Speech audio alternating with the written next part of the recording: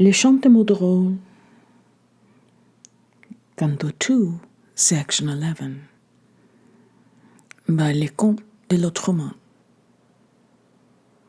O lamp, with the silver burner, my eyes perceive you in the air, companion of cathedral vaults, and they ask why you are hanging there. It is said that at night your light illuminates the rabble who come to adore the Almighty, that you show the repentant the way to the altar. Listen, that is very probable, but do you need to perform such services for those to whom you owe nothing? Let the columns of the basilica remain plunged in darkness, and when a blast of the tempest on which the demon is borne whirling through space penetrates with him into the holy place, spreading terror, instead of struggling courageously against the foul gust of the Prince of Evil, go out suddenly as he blows feverishly on you, so that he may select his victims unseen from among the kneeling believers. If you do that, you may say, I owe you all my happiness. When you shine thus, spreading your dull but adequate light, I dare not succumb to the promptings of my character, and I remain standing beneath the sacred portico, looking through the half-open door at those who escape my vengeance by hiding in the bosom of the Lord. Oh, poetic lamp, you, who would be my friend if you could understand me? When my feet are treading the basalt of churches in the night hours, why do you begin to shine in a way which, I must confess, seems extraordinary to me?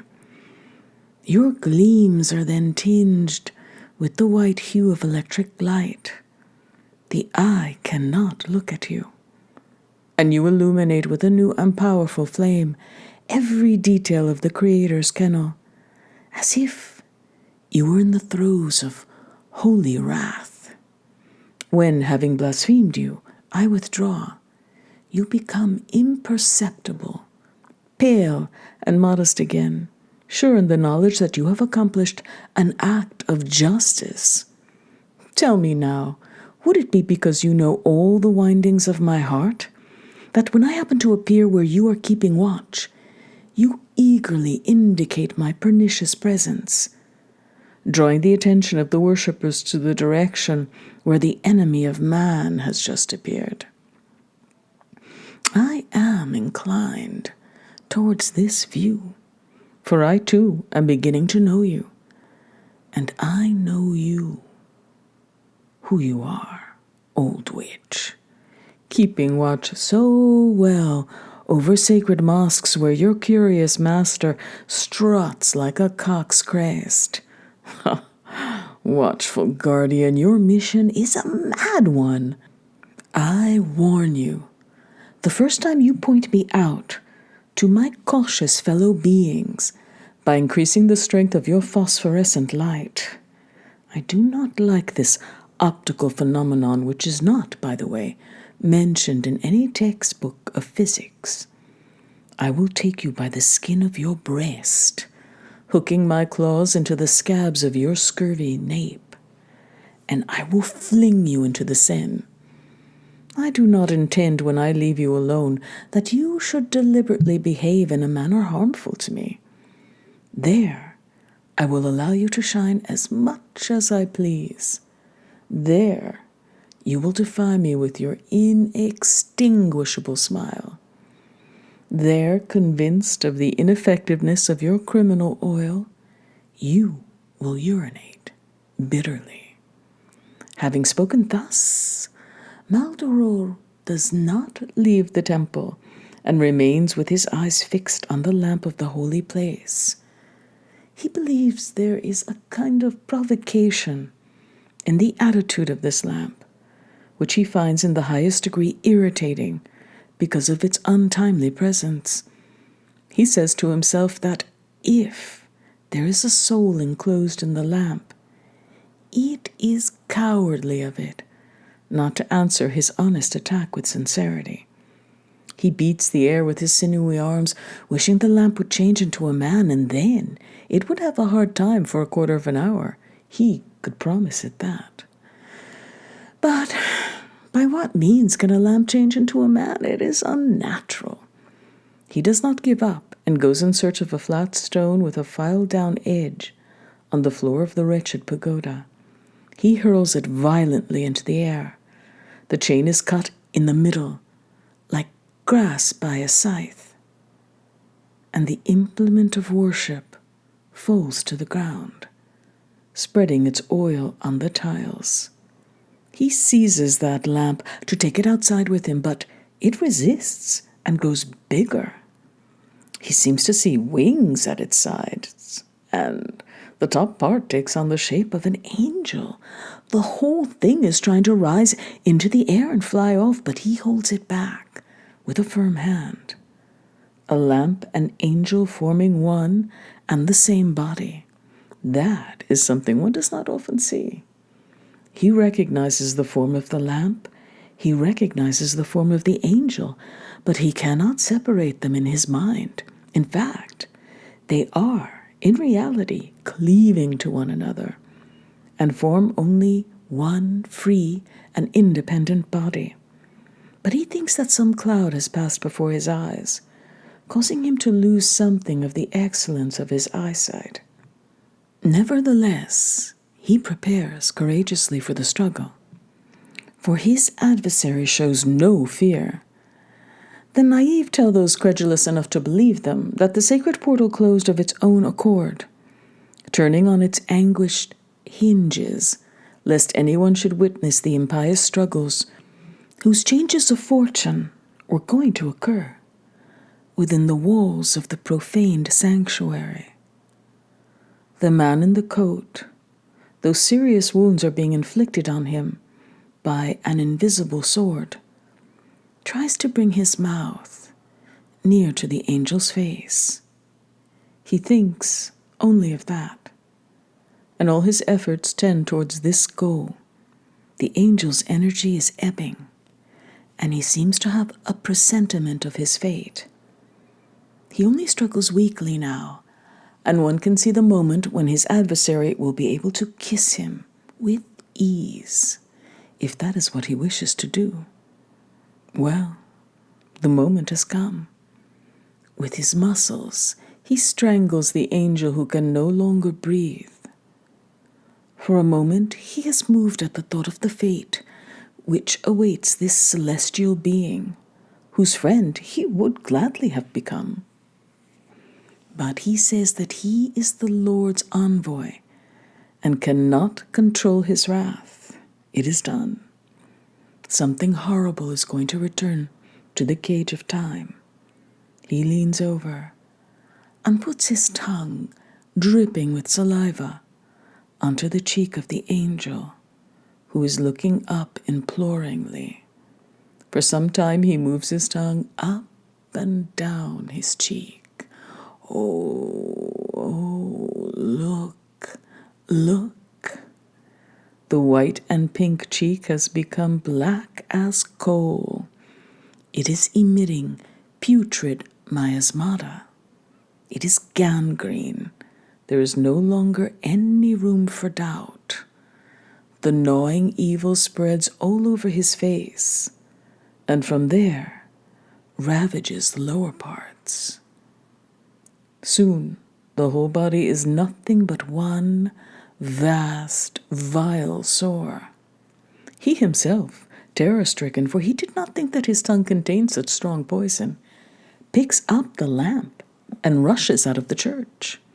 Once outside, he sees a blackish shape with burnt wings laboriously flying towards the regions of heaven. They look at one another as the angel climbs towards the serene regions of the good, whereas he, Maldoror, descends into the vertiginous abysses of evil. What a look! All that mankind has thought for 60 centuries, all that it has yet to think in the centuries to come. could easily be contained in that supreme adieu. So much did it say. But it is obvious that these were thoughts far higher than those which spring from human intelligence. First of all, because of the two characters, and then because of the circumstances. This look bound them in eternal friendship.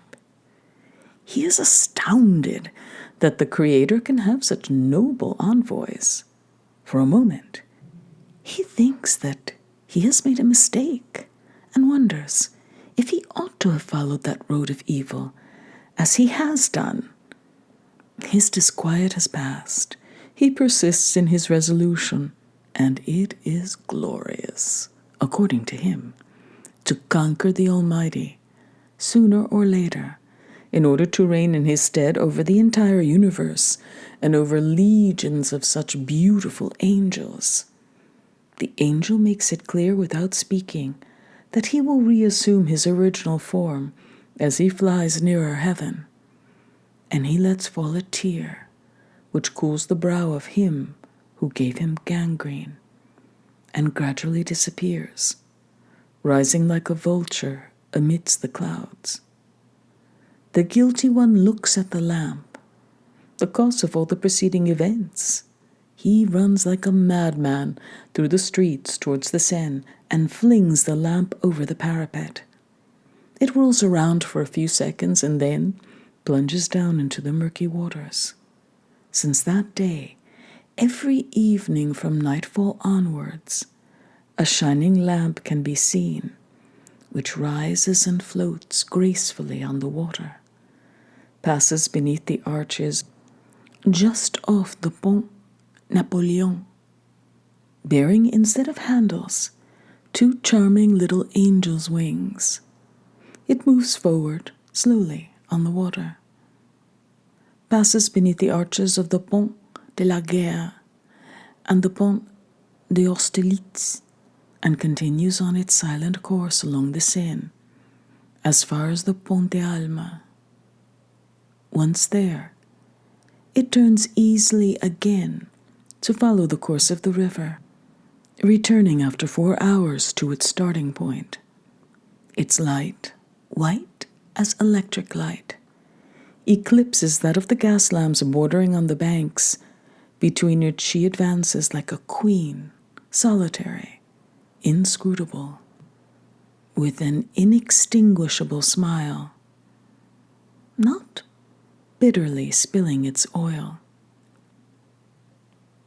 In the beginning, the boats gave it chase, but it foiled these vain efforts, escaped from all pursuits, diving like a coquette to reappear a long way further on.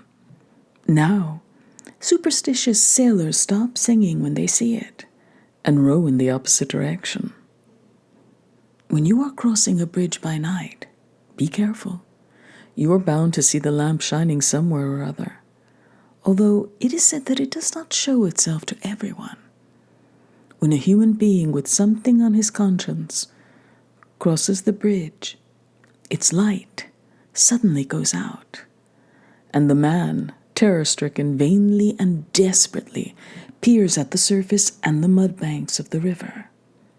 He knows what that means. He would like to believe that he has seen the celestial light, but no.